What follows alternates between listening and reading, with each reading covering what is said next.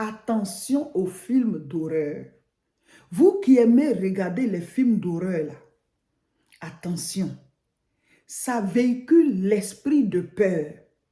Les films d'horreur t'installent des images dans ton esprit, dans tes pensées.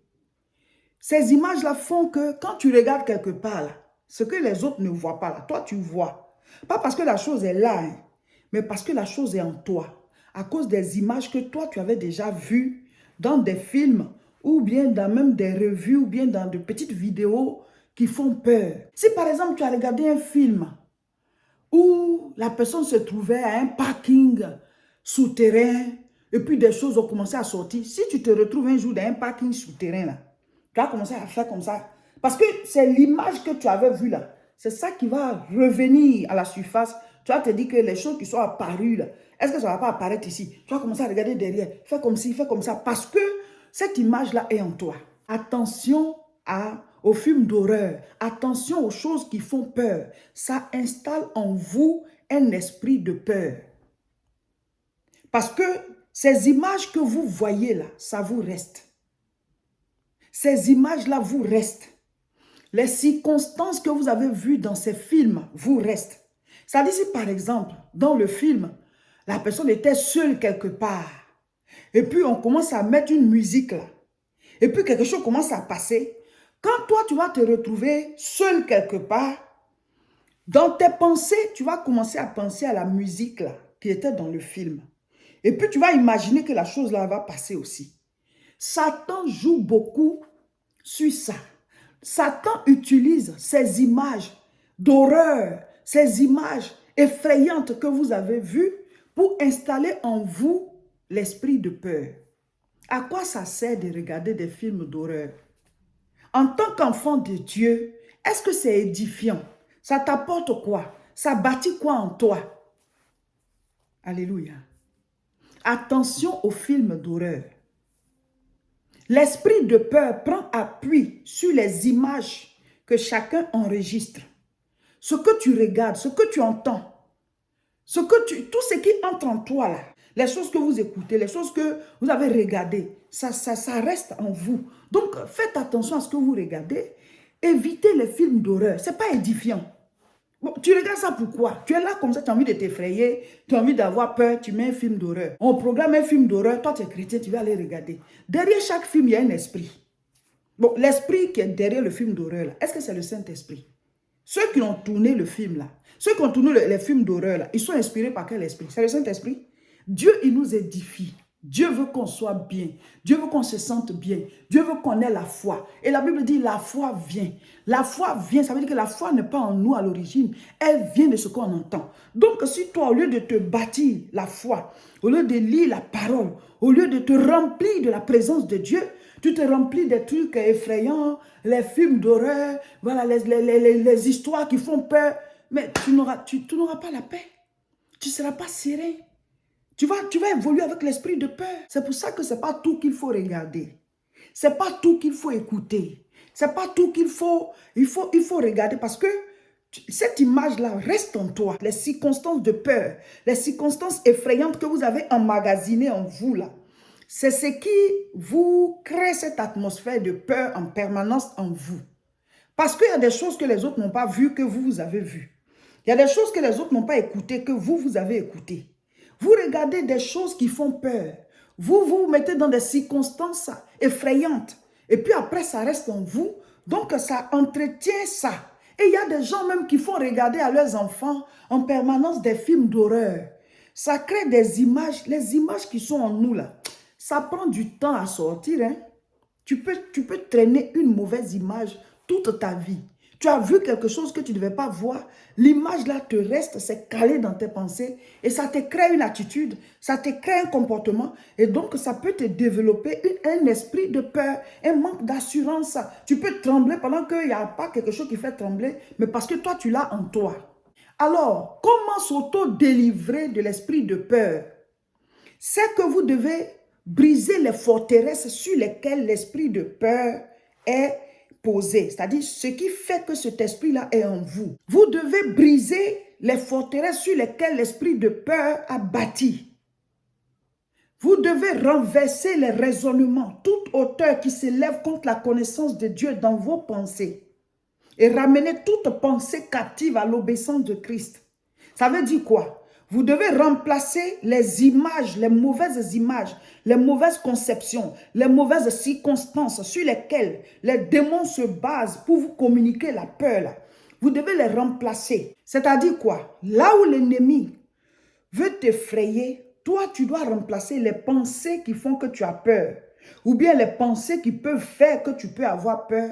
Tu dois les remplacer par des pensées bibliques.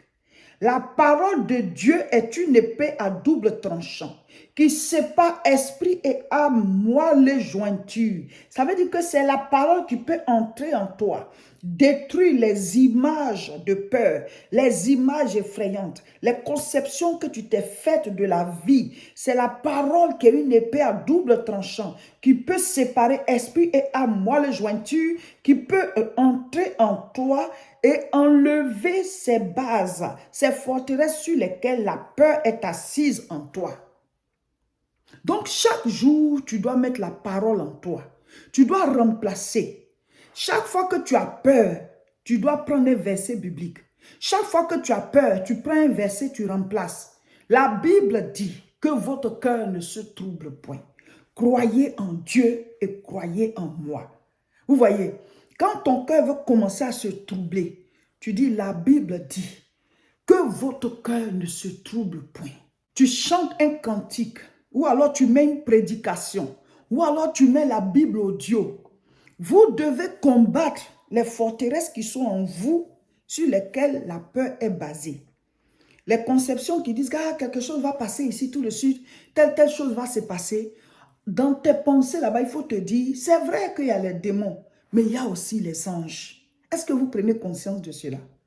Quand tu es là, puis tu penses que quelque chose va passer là, mais tu oublies que les anges sont là. Toi, tu ne peux pas combattre les démons. Mais qui les combat? Ce sont les anges. Pendant que les démons sont là, les anges aussi sont là.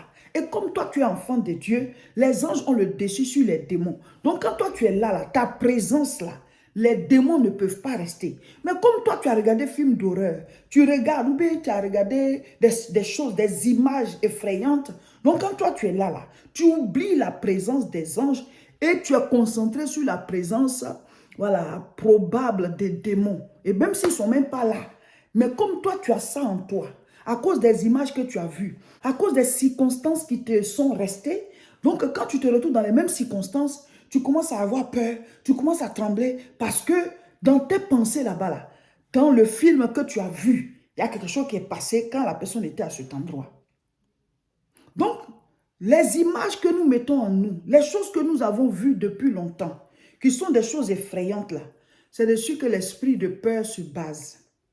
Vous devez briser ces forteresses. Chaque fois que dans ton cœur, tu sens que tu commences à avoir peur, ce pourquoi tu as peur là, prends la parole qui va contre ça. Si l'esprit dans ton cœur là-bas te dit que peut-être que quelque chose peut apparaître, tu dis, mais un ange aussi peut apparaître. Ce n'est pas seulement les démons. Il n'y a pas que les démons, mes frères. Les démons, c'est un tiers. Les deux autres tiers, là, ce sont les anges. Et ils sont plus forts parce que leur puissance est restée divine. Mais les démons, là, ils sont déchus.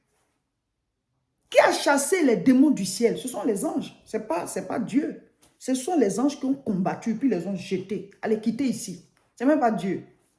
Jésus n'est pas mort à cause des démons.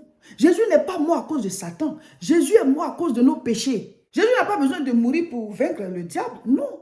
Il est mort à cause de nos péchés. C'est ça la différence.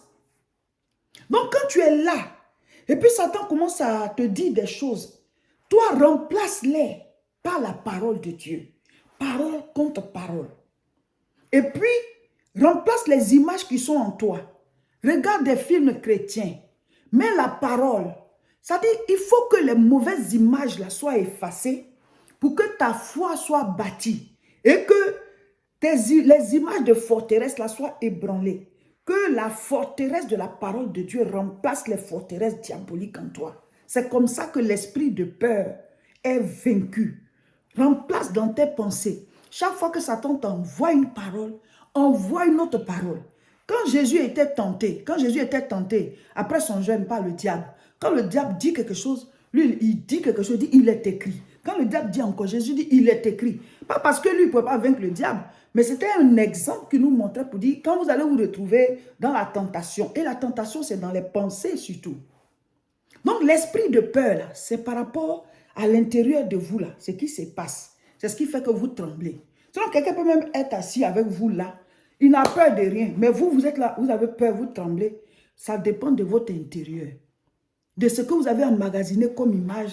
De ce qu'on vous a raconté quand vous étiez enfant. Il y a des gens à qui on a raconté beaucoup de choses effrayantes. Donc, les frayeurs, la peur, ça devient une deuxième nature pour ces personnes. Ces personnes-là sont en permanence dans la frayeur. Je vous déconseille d'élever vos enfants comme ça, en les mettant régulièrement face aux trucs qui font peur. C'est vrai que dans leur vie, ils vont rencontrer ces choses-là. Mais quand il y en a trop, ça devient une possession pour l'enfant. C'est ça qui gère sa vie. L'esprit de peur a pour origine les images. Lisons. Jean chapitre 14, verset 27. Je vous laisse la paix. Je vous donne ma paix. Je ne vous donne pas comme le monde donne. Que votre cœur ne se trouble point et ne s'alarme point. La volonté de Dieu n'est pas qu'on soit troublé. À plusieurs reprises, le Seigneur parle de nous donner la paix. Quand Jésus-Christ est ressuscité et qu'il est apparu dans la chambre haute, là où les apôtres étaient, il a dit que la paix soit avec vous. La volonté de Dieu n'est pas que tu sois troublé en permanence. La volonté de Dieu n'est pas que tu aies la peur en permanence. Quelque chose peut faire peur. En ce moment, tout le monde aura peur. Mais quand rien ne fait peur et puis tu as peur, ça veut dire que toi, tu n'as pas la paix. Tu transportes la crainte, tu transportes la frayeur, tu transportes la peur. Ce n'est pas le plan de Dieu pour toi. Le Seigneur dit, je vous laisse ma paix. Je vous donne ma paix. Je ne vous la donne pas comme le monde donne. Ça dit, ce n'est pas la paix du monde. C'est une paix divine. Donc, quand tu mets en toi des images qui n'ont pas, voilà, qui ne sont pas bonnes, ça détruit cette paix en toi. Donc, vous pouvez être plusieurs chrétiens. Les autres ont la paix que le Seigneur leur a donnée, mais toi, tu as perdu ta paix.